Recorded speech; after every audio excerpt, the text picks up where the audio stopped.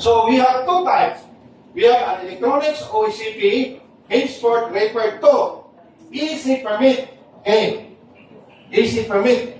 So, ang usa ka application, for example, this one, kung tura ko sa balay, tura ko sa opisina, ako nang pasok na ako sa akong system.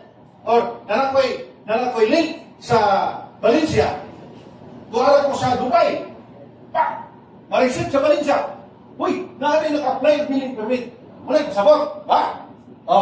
Dapat yung sa na imong i-apply dito sa opisina mismo, dahil imong tawag nila, download, diba? Or scan.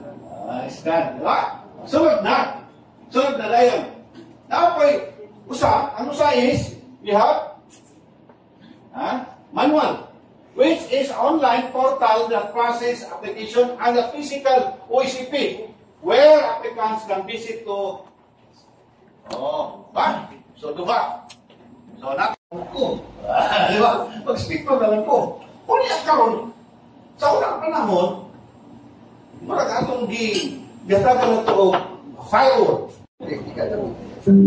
Ito man nga. Mga kababayan.